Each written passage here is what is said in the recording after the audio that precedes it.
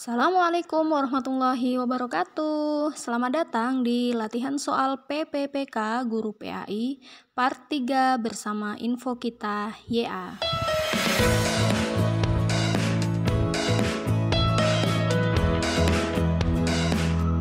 Sebelum kita membahas latihan soal PPPK Guru PAI ini, alangkah baiknya teman-teman guru semuanya like dan subscribe channel ini agar mendapatkan notifikasi soal-soal latihan PPPK lainnya dari channel info kita YA.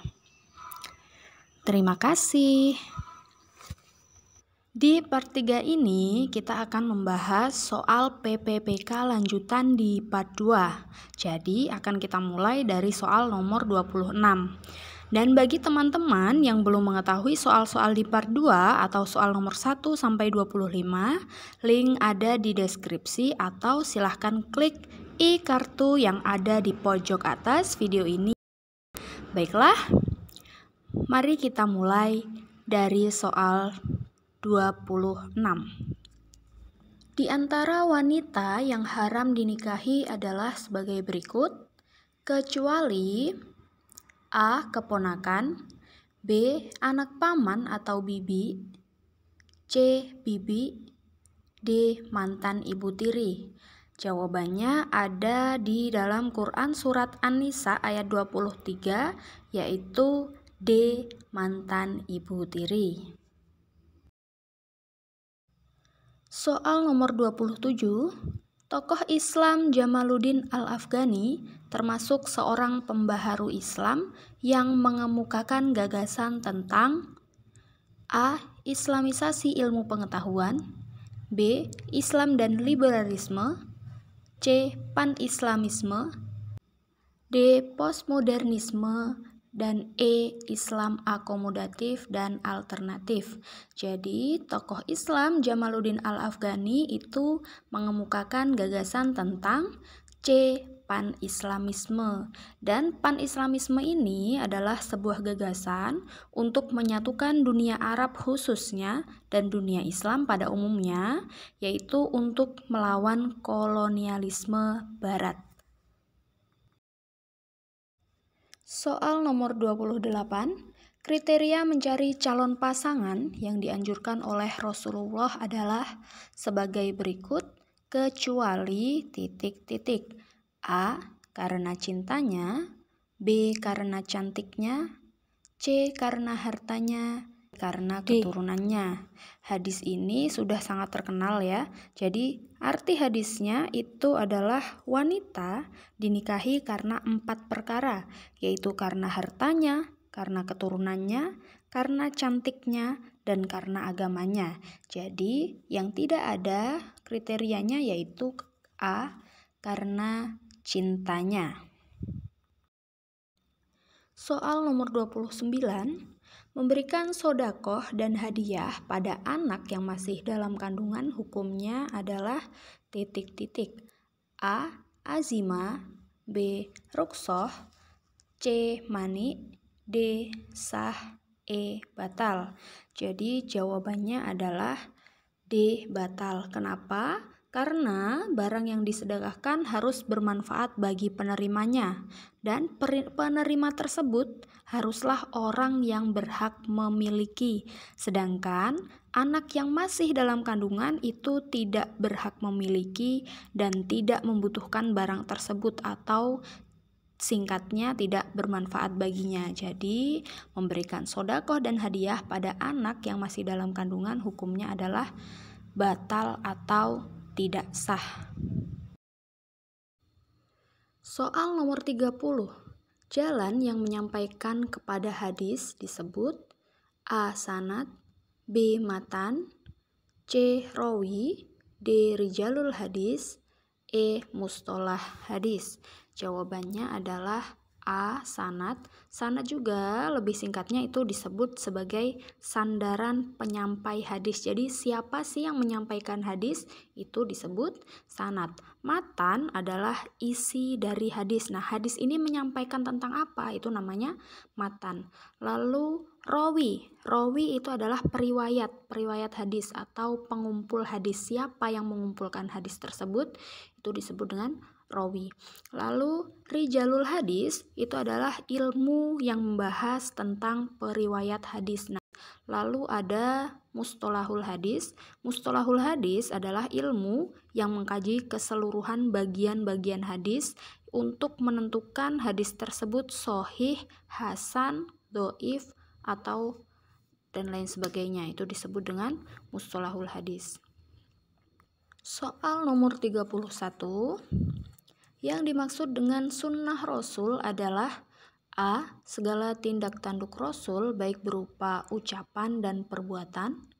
B. Segala tindak tanduk Rasul baik berupa ucapan, perbuatan, dan sikap.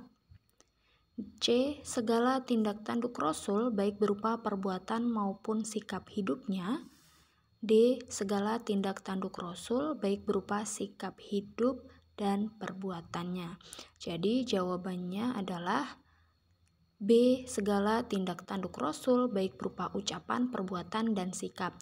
Jadi sunnah Rasul itu mencakup 3 kategori, yaitu ucapan, perbuatan, dan sikap atau ketetapannya. Karena di 4 pilihannya itu hampir sama, jadi teman-teman harus teliti perhatikan 3 kategori tersebut. Saya ulangi, kategorinya yaitu ucapan, perbuatan, dan sikap atau ketetapan Rasul. Soal nomor 32, pengarang kitab Al-Muslimun wa Ilmu Al-Hadis adalah A. Dr. M. Nasir, B. Dr. Quraish Shihab, C. Dr. Abdur Razak Naufal, D. Dr. Adi Amin. Pengarang kitab Al-Muslimun wa Ilmu Al-Hadis adalah C. Abdur Razak Naufal. Soal nomor 33, hukum mengambil barang temuan adalah sunnah apabila A. Diperkirakan akan mubazir jika dibiarkan. B. Diperkirakan akan baik jika dimanfaatkan. C. Khawatir akan diambil dan dimiliki orang lain. D. Bermaksud menyelamatkan karena berada di tempat yang berbahaya. E. Ragu akan kemampuan untuk bisa merawatnya. Jadi hukum mengambil barang temuan atau luqotoh itu ada 3, ada wajib, sunnah, dan makruh.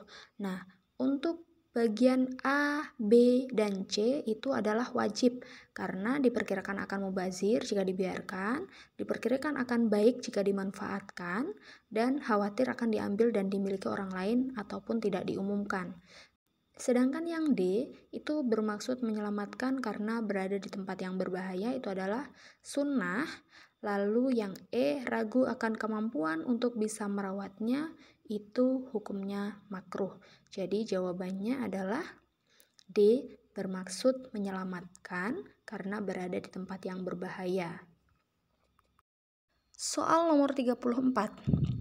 Periode pembinaan, pengembangan, dan pembukuan hukum Islam, khususnya fikih Islam, perlu dipahami dan dikaji dengan baik, karena dalam periode inilah hukum Islam ini dikembangkan lebih lanjut. Periode ini berlangsung lebih kurang 250 tahun, dimulai pada bagian kedua abad 7 sampai dengan abad 10 Masehi.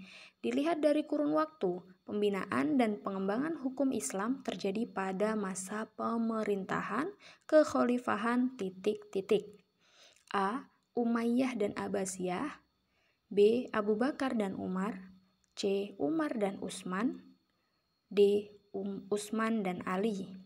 Jawabannya adalah di masa pemerintahan kekhalifahan Bani Umayyah dan Bani Abbasiyah, karena periode pembinaan, pengembangan, dan pembukuan hukum Islam ini itu adalah periode ketiga setelah periode Nabi Muhammad dan setelah periode Khulafaur Rasyidin. Sedangkan pilihan B, C, dan D itu semuanya adalah Khulafaur Rasyidin. Soal nomor 35. Dalam sistem hukum Islam terdapat 5 kaidah yang dipergunakan untuk mengukur perbuatan manusia baik di bidang ibadah maupun di bidang muamalah. Kelima jenis kaidah tersebut dinamakan titik-titik. A. Al-ahkam al-arba'ah, B. Al-ahkam al-khomsah, C. Al-ahkam al-thalithah, D. Al-ahkam as-sittah. Jawabannya adalah B. Al-ahkam al-khomsah, karena artinya itu al-ahkam itu hukum, al-khomsah itu 5, sedangkan pertanyaannya adalah 5 kaidah. Seperti itu, jadi khomsah artinya adalah 5. Soal nomor 36. Dalam dolalah hukum, para ahli hukum Islam mengelompokkan ayat Al-Quran dalam 2 kategori, yaitu qot'i dan dhonni atau relatif. Nah, istilah qot'i dolalah maksudnya adalah A.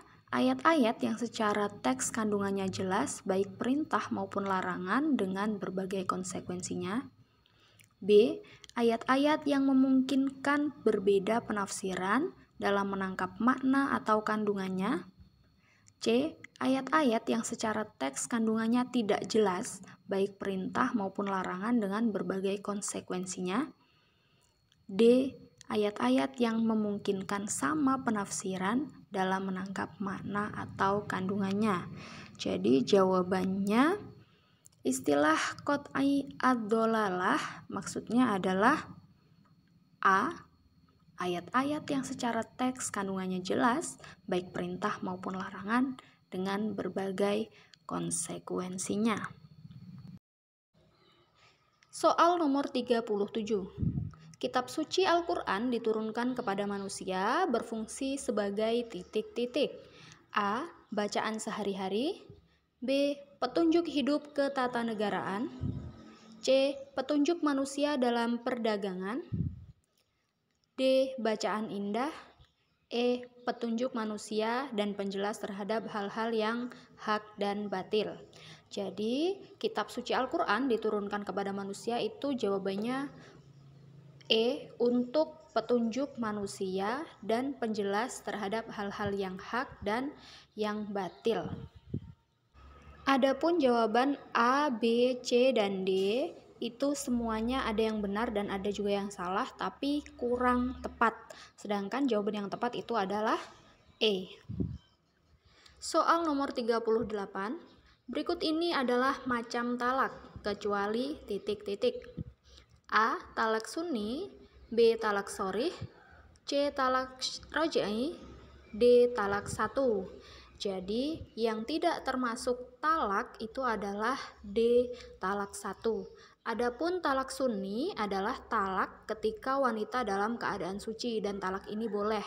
Lawan dari talak sunni adalah talak bid'i. Sedangkan talak sharih adalah talak yang jelas lafal atau ucapannya. Adapun talak raj'i adalah talak yang bisa rujuk kembali dengan syarat suami berhak rujuk itu selama istri dalam masa iddah. Sedangkan talak 1 itu tidak ada istilah talak 1 dalam fikih. Soal nomor 39. Berikut ini adalah rukun pernikahan kecuali A. Calon pasangan, B. Wali, C. 2 orang saksi, D. Orang tua. Jadi perlu diketahui rukun pernikahan itu ada 3, calon pasangan atau mempelai laki-laki dan mempelai perempuan, wali nikah, dan 2 orang saksi. Jadi yang tidak termasuk adalah orang tua. Kenapa orang tua tidak termasuk rukun pernikahan? Karena orang tua itu belum tentu menjadi wali. Sedangkan wali itu ada wali hakim dan wali nasab.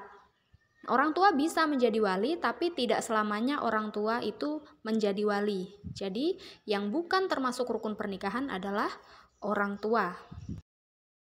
Soal nomor 40. Berikut ini yang tidak mendapatkan sisa harta dari pembagian harta waris adalah A. Anak laki-laki, B. Anak perempuan, C. Suami dan istri, D. Bapak dan ibu. Jawabannya adalah C. Suami dan istri. Jadi suami dan istri itu tidak termasuk asobah. Adapun pembahasan atau ayat yang membahas tentang Pembagian harta waris itu ada di dalam Quran surat An-Nisa ayat 11 dan 12. Silakan teman-teman dibuka ayatnya lalu dipahami. Soal nomor 41. Pengganti wudhu jika ada kondisi tertentu adalah A. Tayamum, B. Sama sekali tidak boleh diganti, C. Toharoh, D. Berhadas, E. Mandi. Jadi pengganti wudhu itu adalah A. Tayamum ini adalah bersuci menggunakan debu dan kondisi tertentu yang diperbolehkan untuk bertayamum apabila tidak ada air dan apabila sedang sakit. Soal nomor 42. Menurut Imam Syafi'i, tata urutan sumber hukum adalah sebagai berikut kecuali A. Al-Quran dan As-Sunnah. B. Bila tidak ada dalam Al-Quran dan As-Sunnah, ia berpindah ke ijma'. C. Pendapat sebagian sahabat Nabi yang tidak diperselisihkan. D. Pendapat para sahabat apabila mereka berbeda pendapat.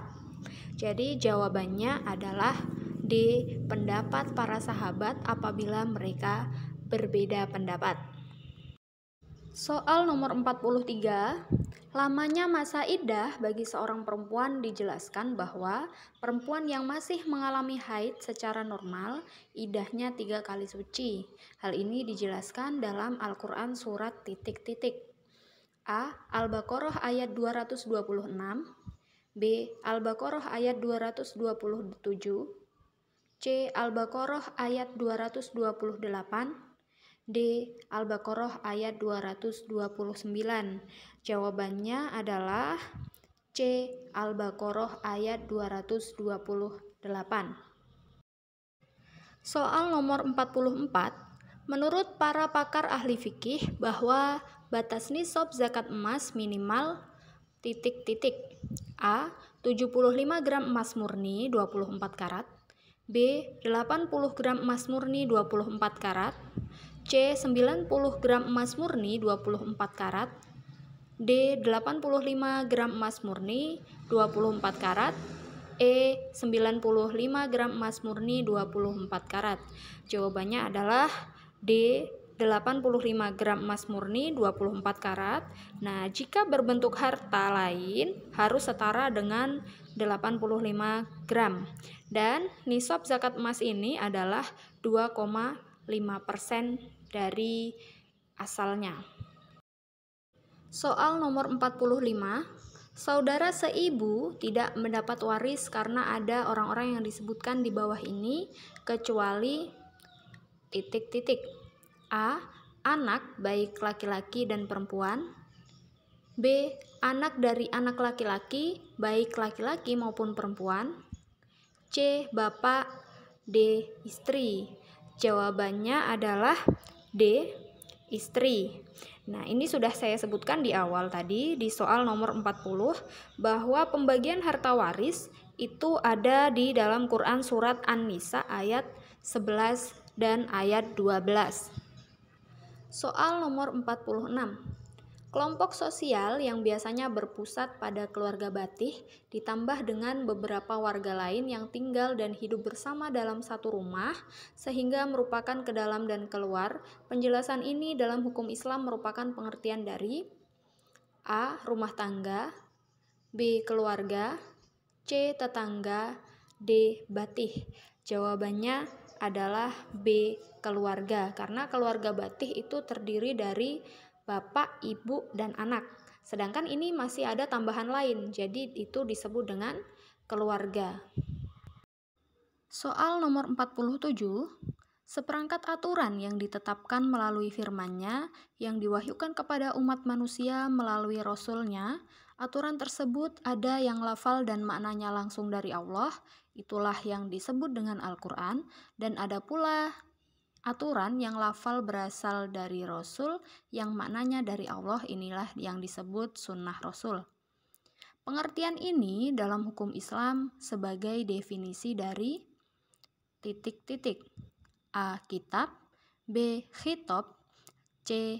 Tolab, D. Takhir. Jadi, pengertian tersebut itu adalah definisi dari A. Kitab. Soal nomor 48. Siapakah tokoh sahabat Nabi dari golongan saudagar kaya? A. Abdurrahman bin Naufal, B. Abdurrahman bin Auf, C. Abdurrahman Rawahah, D. Abdurrahman bin Jahsy, E. Abdurrahman. Jadi jawabannya adalah sahabat Nabi yang tergolong dari saudagar kaya adalah B. Abdurrahman bin Auf. Soal nomor 49. Islam adalah agama fitrah, artinya titik-titik. A. Agama yang suci dan cenderung kepada kebenaran. B. Agama yang tidak sedikit pun mengandung keburukan. C. Agama yang sesuai dengan hati nurani. D. Agama yang membawa rahmat isi alam semesta. E. Agama yang menjunjung nilai-nilai kemanusiaan. Jadi fitrah itu artinya adalah suci.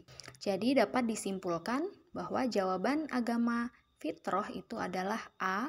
Agama yang suci dan cenderung kepada kebenaran. Soal nomor 50.